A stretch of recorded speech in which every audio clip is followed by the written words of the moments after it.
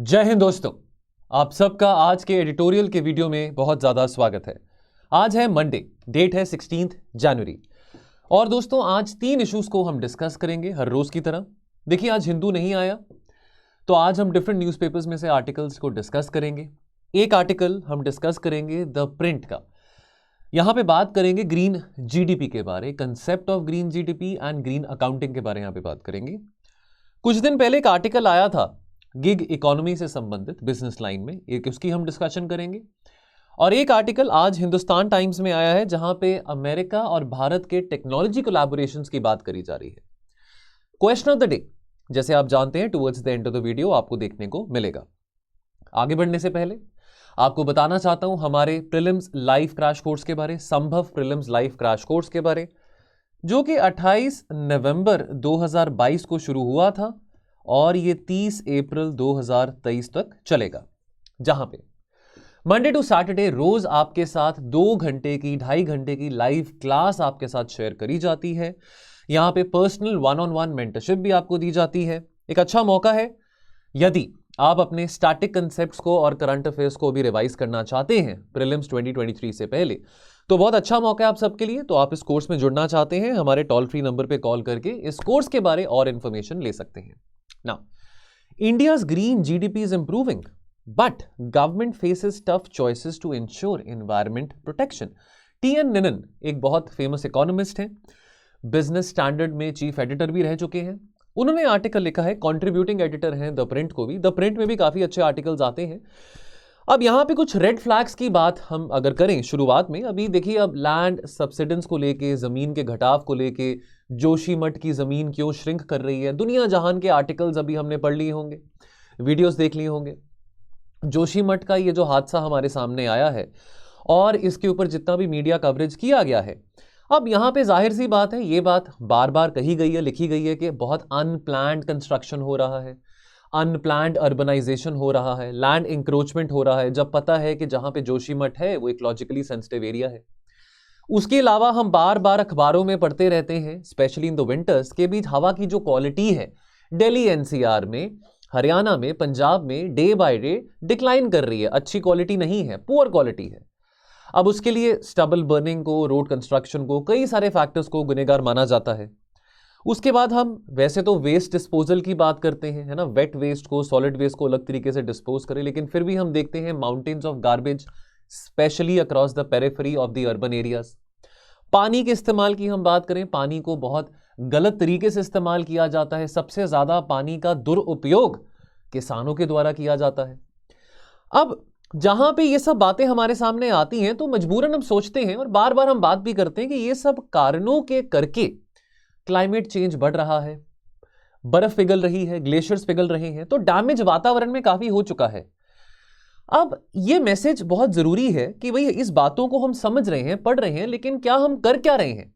क्या हम कोई इफेक्टिव एक्शन लेके आ रहे हैं इन सिचुएशंस को, इन सर्कमस्टांसेस को रिवर्स करने के लिए या लिमिट करने के लिए? कितना सारा हमारा, अगर हम कुदरत के धन की बात करें, चाहे वो जंगल है, चाहे वो पानी है, चाहे वो मिनरल्स हैं, इंसान अपनी स्वार्थ के लिए, अपनी ग्रीड के लिए इस सब की तबाही कर रहा है, इस सब को एक्सप्लॉइट करने की कोशिश कर रहा है, शोषण करने की कोशिश कर रहा है, जिसके चलते हमारे देश की जमीन, हवा, पानी सब प्रदूषित हो रही है।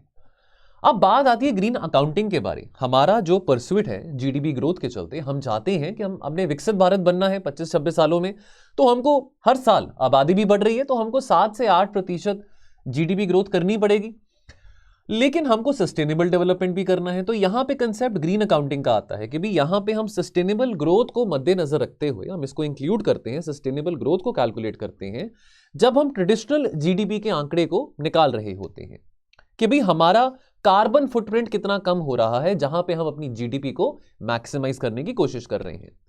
अभी अक्टूबर 2022 में आरबीआई के द्वारा एक रिपोर्ट निकाली गई थी और ये रिपोर्ट में काफी इंटरेस्टिंग बात आई, जहां पे ये कहा गया कि जो गैप है between the green GDP and traditional GDP वो कम होता दिखाई दे रहा है।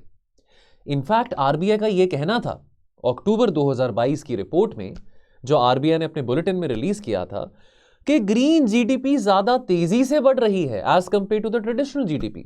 यानी कि क्या इससे हम ये मैसेज ले सकते हैं कि हम अपना लॉस्ट ग्राउंड रिकूप करने हैं, यानी कि हम ये जो सारे के सारे इवेंट्स अभी हमने पढ़े, जो हम अनप्लान्ड अर्बनाइजेशन की बात कर रहे हैं, क्लाइमेट चेंज की बात हो, ग्लेशियर मेल्ट की बात हो, क्या ये इवेंट कम हो रहे हैं? क्या हम नेचर को रिस्टोर करने की कोशिश कर रहे हैं कि जो हमारी ग्रीन जीडीपी बढ़ रही है?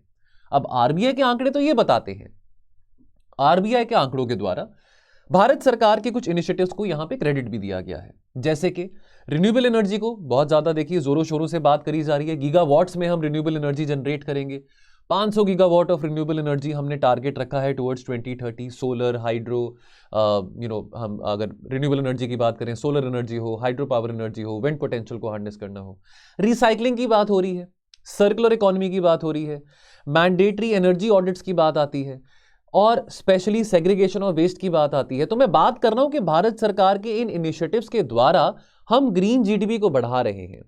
ठीक है, बिहेवियरल चेंजेस हम लोगों के अंदर लेके आ रहे हैं कि कैसे हम मटेरियल कंजम्पशन जो है कम कर सकें, कैसे हम एलईडी बल्ब्स का जो उपयोग है वो ज्यादा कर सकें, रिसाइकलिंग के ऊपर बहुत एम्फेसिस किया जा रहा है, रिन्यूएबल एनर्जी के ऊपर एम्फेसिस किया जा रहा है, मैनेजमेंट ऑफ सॉलिड वेस्ट। तो ये सब ठीक है।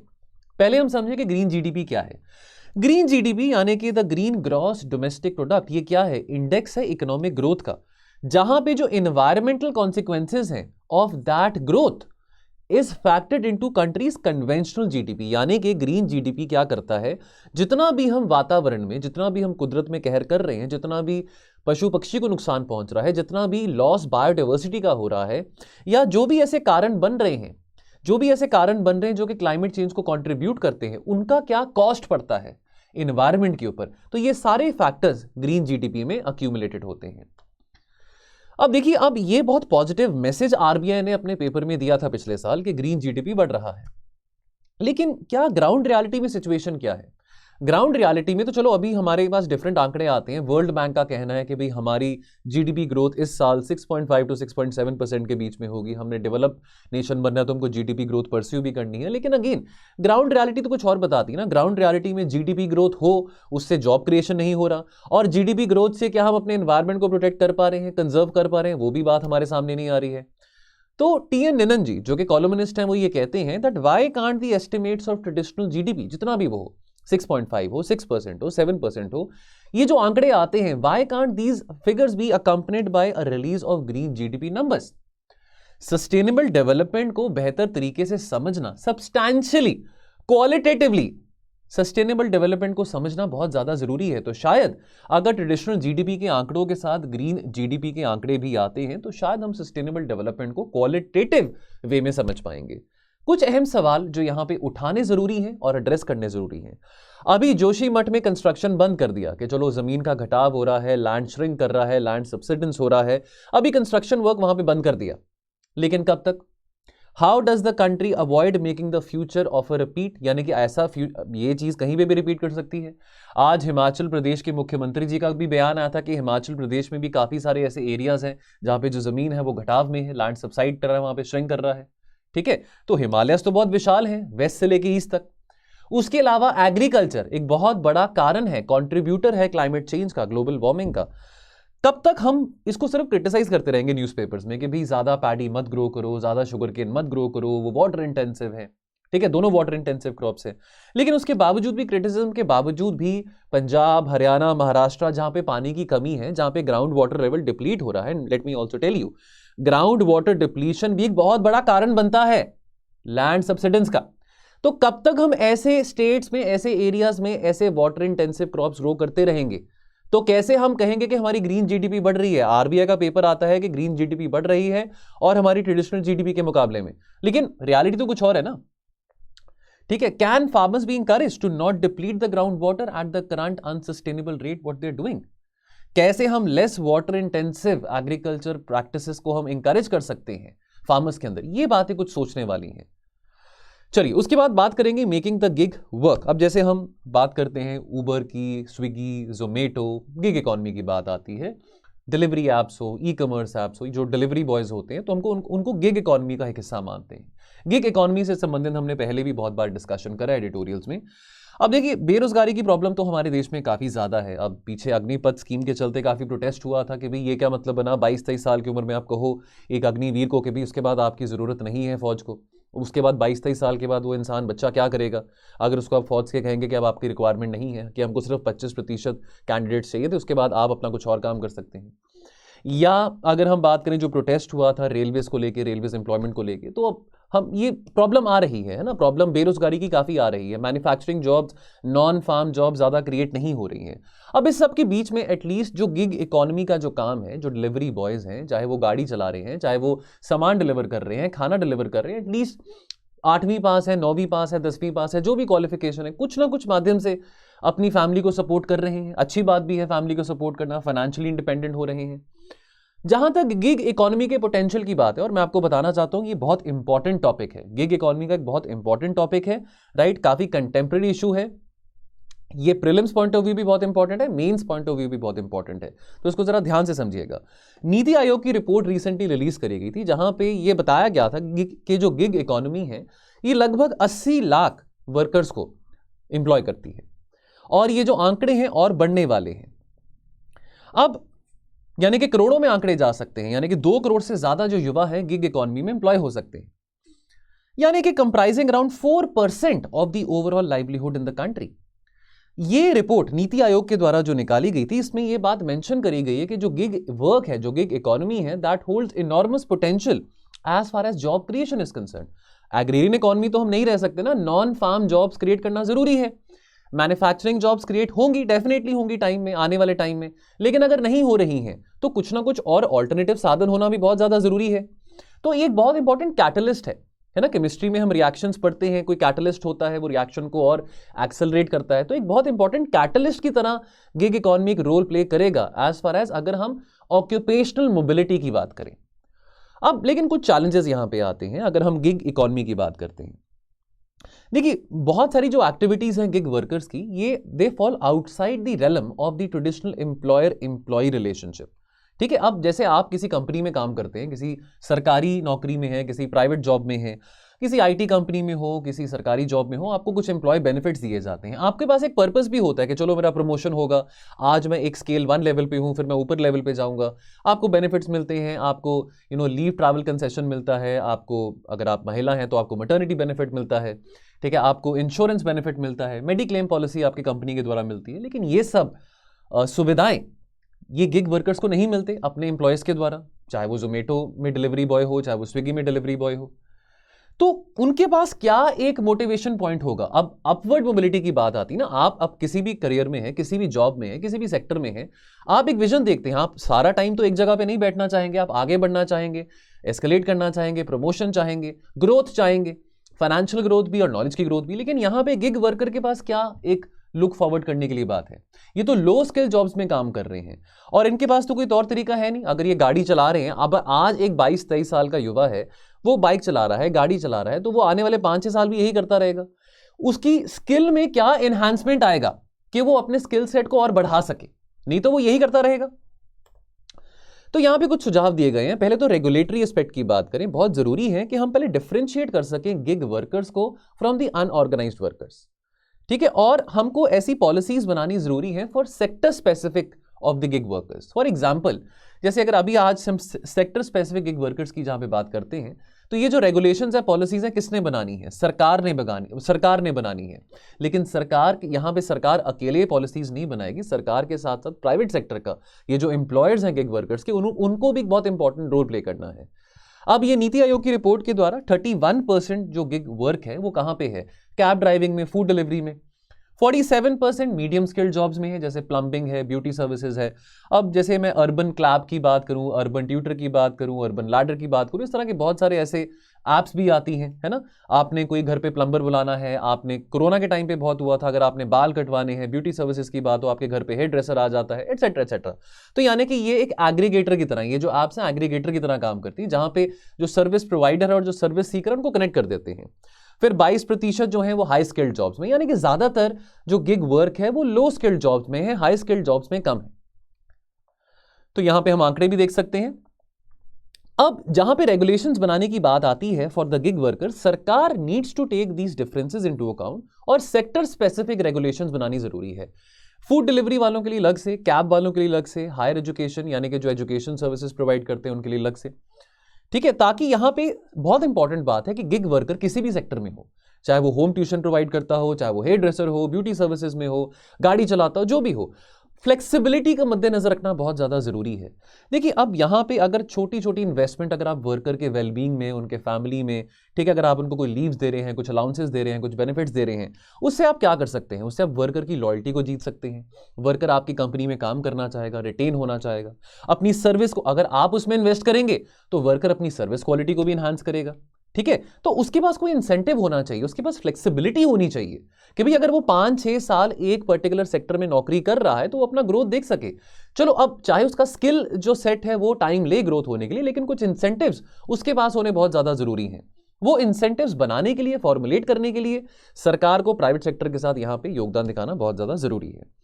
लो और मीडियम स्किल जॉब्स तो ज्यादातर हो जाती हैं, लेकिन जो हाई स्किल जॉब्स होती हैं इसको हम ग्लोबल मार्केट में ऑफर कर सकते हैं। तो बहुत जरूरी है कि गिग इकॉनमी में हम जो एम्बिट है गिग इकॉनमी का, वो हाई स्किल जॉब्स में भी हम एक्सपैंड करें, यानी कि हाई स्किल जॉब्स को कैसे हम तेजी से गिग इकॉनमी में लेके आ सकते हैं।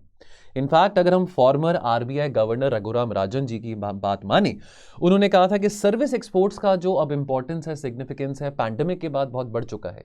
आज के टाइम पे लोग at a distance services obtain करना चाहते हैं। हम डिलीवरी, हम ऐप्स की बात करें, डिलीवरी सर्विसेज की बात करें, आज के टाइम पे आपने कोई घर का राशन मंगाना है, सब्जी मंगानी है, वो भी आपको कोई ना कोई आके डिलीवर कर जाता है। तो ये ट्रेंड आने वाले टाइम में और बढ़ेगा। लोग अब घर पे बैठ के इजीली ऐप के जरिए कुछ चीज ऑर्डर कर देते हैं, उनको कन्वीनियंट लगता है कि कहीं बाहर नहीं जाना पड़ेगा, घर पे सामान आ जाएगा। तो ये ट्रेंड आने वाले टाइम में और बढ़ेगा। लेकिन साथ के साथ जहां पे हाई स्किल वर्क की बात आती है, चाहे वो एजुकेशन सेक्टर है, फाइनेंशियल एडवाइजरी है, लीगल हो, मेडिसिन हो, कस्टमर मैनेजमेंट सेक्टर्स हो, इन सेक्टर्स को भी हमको गिग इकॉनमी के एम्बिट में लेके आना बहुत ज्यादा जरूरी है। तो यहां पे इंपॉर्टेंट बात क्या है? तो जो दो इंपॉर्टेंट मैसेजेस इस आर्टिकल के एंड में हम कंक्लूड कर सकते हैं। एक तो stronger social security gig workers को बढ़ाने के लिए ये जो काम हो पाएगा, इसमें पार्टनरशिप रिक्वायरमेंट रहेगी सरकार की भी और प्राइवेट सेक्टर की। कैसे stronger social security gig workers को पहुंचाई जा सकती है और कैसे मार्केट को एक्सपैंड किया जा सकता है for the high skill workers as well as far as the gig economy is concern. Last article यहां पे US India stepping up the tech collaboration, जिसकी हम बात करेंगे। तो मई 2022 में हमारे प्रधानमंत्री और Joe Biden president of USA, उन्होंने फॉर्मली लॉन्च करा था आईसेट, यानी कि India United states initiative on critical and emerging technologies. अब इस इनिशिएटिव को लेड किया जाता है भारत में, यानी कि by the national security council secretariat. ये एपेक्स डिसीजन मेकिंग बॉडी मानी जाती है, एडवाइजरी बॉडी मानी जाती है। स्ट्रेटेजिक इश्यूज के ऊपर, सिक्योरिटी इश्यूज के ऊपर प्रधानमंत्री जी को यहाँ पे ये जो बॉडी है एडवाइस देती है। और अमेरिका के द्वारा जो नोडल एजेंसी है वो नेशनल सिक्योरिटी काउंसिल है।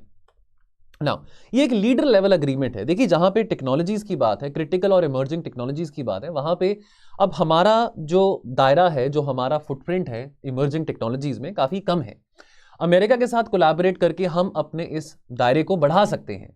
तो ये बात समझनी जरूरी है कि ये जो प्लेटफॉर्म है आईसेट का, ये री इन्वेंट करने की कोशिश नहीं कर रहा भारत और अमेरिका की टेक्नोलॉजी कोलैबोरेशन को, ये बल्कि और तेज गति से एक्सेलरेट करने की कोशिश कर रहा है, रीजुविनेट करने की कोशिश कर रहा है, जो कि ऑनगोइंग नेगोशिएशंस हैं, जो कि ऑनगोइंग जो डायलॉग्स हैं बिटवीन द टू कंट्रीज। आईसेट जो है एक बहुत बड़ी अपॉर्चुनिटी है कि कैसे हमारे जो ब्यूरोक्रेट्स हैं, हमारे जो इंडस्ट्री के लीडर्स हैं, वो कैसे सीख सकते हैं इस फोरम से, यूएस के लीडर्स से, यूएस के ब्यूरोक्रेट से, यूएस के टेक्नोक्रेट से, और कैसे यहां पे हम inter state relationships between India and America और बढ़ा सकते हैं टेक्नोलॉजी को एज अ यूनिफाइंग फोर्स करके। अब यहां पे 5 ऐसे कोर एरियाज ऑफ कोऑपरेशन यहां पे हमारे सामने आए हैं, जिसके चलते multiple consultations, multiple stakeholder analysis बहुत ज्यादा इंपॉर्टेंट है as far as between the industry leaders, the government representatives, the bureaucrats, the technocrats, the venture capitalist etcetera. तो ये कौन से 5 एरियाज हैं? पहला तो यहाँ पे क्वांटम टेक्नोलॉजी की बात आती है, क्वांटम कम्युनिकेशंस की बात आती है।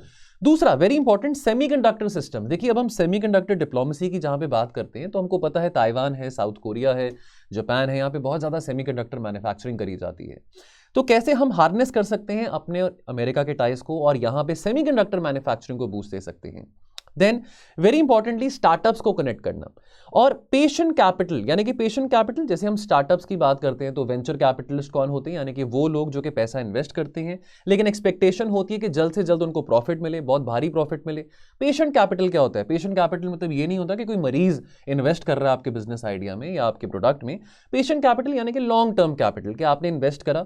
पेशेंट कैपिटल जो है, इस पेशेंट कैपिटल इन्वेस्टिंग का जो उपलब्धि है, जो हमारे एमएसएमई सेक्टर के जो है लोग वो काफ़ी उठा सकते हैं, बिकॉज यहाँ पे लॉन्ग टर्म इन्वेस्टमेंट आता है कि आपने अगर पैसा इन्वेस्ट किया है तो आप रेडी हैं कि भी मुझे आज रिटर्न नहीं आने वाला, और हो सकता है जो मुझे रिटर्न आएगा वो लेस देन मार्केट प्राइस पे रिटर्न आए। तो पेशेंट कैपिटल यानी कि लॉन्ग टर्म कैपिटल आपने किसी बिजनेस में, किसी आइडिया में इन्वेस्ट करा है। कैसे हम स्टार्टअप्स को और इस तरह के फोरम्स को, इस तरह के इन्वेस्टर्स को कनेक्ट कर सकते हैं? अगर बिकॉज हम अपनी अगर हम मिलिट्री नीड्स की जहाँ पे बात करें, हम अपने डिफेंस मैन्युफैक्चरिंग की बात करें, ज़्यादातर डिफेंस मैन्युफैक्चरिंग हमारे देश में कौन कर रहा है? एमएसएमईज कर रहे हैं, तो उनको फंडिंग की रिक्वायरमेंट है, टेक्नोलॉजी की रिक्वायरमेंट है। तो ये आईसेट जो फोरम है, ये जो प्लेटफॉर्म है, ये हमको मौका देगा कि कैसे हम इस चीज़ को, स्टार्टअप्स को और वेंचर कैपिटलिस्ट को, पेशेंट कैपिटल इन्वेस्टर्स को कैसे हम यहाँ पे कनेक्ट कर सकते हैं। और उसके बाद ऐसे कौन से हमारे यहाँ पे एडमिनिस्ट्रेटिव रुकावटें आती हैं, हर्डल्स आती हैं, जिसके चलते हम ज़्यादा स्पेस में ज़्यादा अपनी डिप्लोमेसी एक्टिवेट नहीं कर पा रहे हैं। देखिए, कमर्शियल स्पेस वेंचर्स को बढ़ावा देना भी बहुत ज़्यादा ज़रूरी है। तो जब टेक्नोलॉजी की बात आती है तो technology is not only related to artificial intelligence और क्वांटम टेक्नोलॉजी। आईसेट का जो दायरा है, जो यहाँ पे टेक्नोलॉजी का जो दायरा है, वो काफ़ी बड़ा है। यहाँ पे स्पेस वेंचर्स की भी बात आती है, डिफेंस टाइज की भी बात आती है, मिलिट्री नीड्स की बात आती है, एक्सेट्रा एक्सेट्रा। वेरी इंपॉर्टेंट, हम अपनी ब्यूरोक्रेसी को कैसे ट्रेन कर सकते हैं और अपनी ब्यूरोक्रेसी की जो एक्सपर्टीज है टेक्निकल इंफॉर्मेशन के मामले में, टेक्नोलॉजी के मामले में, कैसे वो बढ़ा सकते हैं। आने वाले समय में चाहे आप आईएएस बने, चाहे आप फॉरेन सर्विसेज में जाएं, चाहे आप पुलिस सर्विसेज में जाएं, आपको टेक savvy होना बहुत ज़्यादा ज़रूरी है। आपको नई टेक्नोलॉजीज़ की उपलब्धि लेना बहुत ज़्यादा ज़रूरी है और बहुत ज़्यादा अर्जेंट नीड है। अब देखिए, अगर आपने अब सेमीकंडक्टर डिप्लोमेसी की जहाँ पे बात आती है, तो अगर आपको पता ही नहीं है कि सेमीकंडक्टर्स क्या होते हैं, क्या प्रोसेस होता है सेमीकंडक्टर मैन्युफैक्चरिंग का, तो आप एज अ डिप्लोमैट, आप as a Indian foreign service employ, आप कैसे किसी और देश में जाके इस चीज़ का प्रपोजल रख पाएंगे, कैसे इस चीज़ के बारे में इंफॉर्मेशन शेयर कर पाएंगे। तो इस करके बहुत ज़रूरी है कि यहाँ पे हम टेक्नोक्रेसी को भी पूछते हैं, ब्यूरोक्रेट्स को ये टेक्निकल भाषा, टेक्निकल प्रोसेसेस समझने बहुत ज़्यादा ज़रूरी है। तो इनोवेशन लेके आनी पड़ेगी ब्यूरोक्रेसी में भी, डिप्लोमेसी में भी, और नेवरदलेस प्राइवेट सेक्टर पार्टिसिपेशन को भी अपनी ब्यूरोक्रेसी में बहुत ज़्यादा बढ़ाना पड़ेगा। ठीक है, बहुत सारे ऐसे फोरम्स होते हैं, बहुत सारी ऐसी नई टेक्नोलॉजीज होती हैं जो कि लीगल प्रोफेशन से संबंधित हो, ठीक है, या हम फंड मैनेजर्स की बात करें, तो इस तरह के लोगों को बीच में इंक्लूड करना, आईसेट के प्लेटफॉर्म में लेके आना, वो बहुत ज़्यादा ज़रूरी है। बिकॉज देखिए, टेक्निकल एक्सपर्टीज, जो लोग टेक्नोलॉजी को समझते हैं, जिनकी वो फील्ड है, वो ज़्यादा बेहतर तरीके से गाइड कर सकते हैं हमारे ब्यूरोक्रेट्स को, हमारे डिप्लोमैट्स को। क्योंकि नेगोशिएशन जब आपने करनी है, अब आप एज अ ब्यूरोक्रेट, आपको नहीं पता सेमीकंडक्टर मैन्युफैक्चरिंग के बारे, क्वांटम कम्युनिकेशन के बारे, लेकिन अगर आप इंडस्ट्री में से ऐसे लोगों को साथ में लेके जाते हैं नेगोशिएट करने के लिए, ऐसे देशों में, जिन देशों के साथ आप अपने टाइज बढ़ाना चाहते हैं सेमीकंडक्टर मैन्युफैक्चरिंग में, तो वो आपके काम आएगा, वो नेगोशिएशंस आपकी और फ्रूटफुल होगी। अब वे फॉरवर्ड में जैसे हम अपना सेमीकंडक्टर मिशन की बात करते हैं, तो we need to have a dedicated nodal officer from the ministry of external affairs, जो कि अब चाहे वो साउथ कोरिया में हो, चाहे वो टोक्यो, चाहे वो जापान में हो, चाहे वो कैलिफोर्निया में हो, चाहे वो ताइवान में हो। अब ताइवान, साउथ कोरिया, जापान, यहाँ पे सेमीकंडक्टर मैन्युफैक्चरिंग काफ़ी करी जाती है। तो जो नोडल ऑफिसर होगा, बेशक वो एमईए से होगा, लेकिन उसको पता तो होना चाहिए ना सेमीकंडक्टर टेक्नोलॉजीज के बारे। ठीक है, तो अगर हमने ऐसा इकोसिस्टम बनाना है किसी भी देश के साथ, अमेरिका के साथ, जापान के साथ, ताइवान के साथ, तो हमको ऐसे डिप्लोमैट चाहिए, ऐसे ब्यूरोक्रेट चाहिए जो कि ऐसे टेक्नोलॉजी को भी समझते हैं। ठीक है, सिमिलरली अगर हमको अपनी क्वांटम कैपेबिलिटीज को बढ़ाना है, उसके लिए हमको ऑफिसेज नॉर्थ अमेरिका में, यूएसए में, कनाडा में, यूरोप में खोलने पड़ेंगे। अब उसके लिए अगेन क्वांटम टेक्नोलॉजीज क्या है, कैसे होती हैं, कैसे ऑपरेट करती हैं, हमारे डिप्लोमैट्स को, हमारे ब्यूरोक्रेट्स को इस बात को समझना बहुत ज़्यादा ज़रूरी है। तो कंक्लूजन की जहाँ पे बात आती है, तो अब ये प्लेटफॉर्म हमको ये मौका दे रहा है कि इस बात को हम समझें, रियलाइज़ करें दैट अब वो समय आ चुका है कि हम जब टेक्नोलॉजी डिप्लोमेसी की बात करते हैं, तो यहाँ पे मल्टी डिसिप्लिनरी अप्रोच की बात आ जाती है। ठीक है, जहाँ पे आप इंडस्ट्री स्पेसिफिक, चाहे वो अकेडमिक से लोग हों, चाहे वो इंडस्ट्री के लोग हों, ब्यूरोक्रेट्स हों, डिप्लोमैट्स हो, कैसे आप उनको इकट्ठा करके आप यहाँ पे अपनी नेगोशिएशंस को और फ्रूटफुल बना सकते हैं। तो चाहे वो आईसेट है, चाहे वो क्वाड है, चाहे वो EU, India trade and technology council है। ईयू की जो ट्रेड एंड टेक्नोलॉजी काउंसिल है, बाय द वे वो यूएसए के साथ भी है। आपको पता हो कि ईयू का जो ट्रेड एंड टेक्नोलॉजी काउंसिल है, केवल 2 देशों के साथ है, एक इंडिया के साथ, एक यूएसए के साथ। तो ये जो डिफरेंट प्लेटफॉर्म्स हैं जो कि अभी अनाउंस करे गए थे हाल ही में, कुछ पिछले 1-1.5 साल में, यहाँ पे जरूरत है ऐसे लोगों की, ऐसे एक्सपर्ट्स की, जिनके इंडिपेंडेंट ओपिनियंस हो।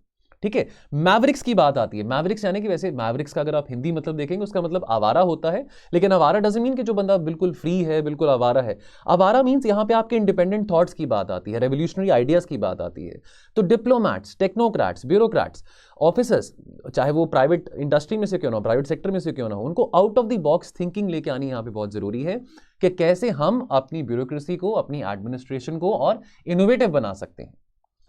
Question of the day: Administrative innovations are necessary to make the best in the geopolitics of emerging technologies. Comment करना है आपने 150 वर्ड्स में और आप ये आंसर को पोस्ट कर सकते हैं हमारे टेलीग्राम के ग्रुप में। ग्रुप का नाम है editorials with means answer writing. यदि आप इस ग्रुप का मेंबर बनना चाहते हैं, फ्री ऑफ कॉस्ट इनिशिएटिव है, तो आप अभी वीडियो देख रहे हैं, डिस्क्रिप्शन बॉक्स में आपको शायद ये लिंक दिखाई देगा, क्लिक करेंगे तो आपको यहाँ पे हमारे इस टेलीग्राम चैनल के टूवर्ड्स रीडायरेक्ट भी किया जाएगा। यहाँ पे शाम को 6 बजे बेस्ट आंसर और मॉडल आंसर शेयर करने की हमारी कोशिश रहती है। बाकी दोस्तों आज की डिस्कशन में इतना ही रहेगा, मिलेंगे हम कल और एडिटोरियल्स के एनालिसिस और डिस्कशन के साथ। आप अपना ध्यान रखें और पढ़ते रहें। थैंक यू सो मच, जय हिंद।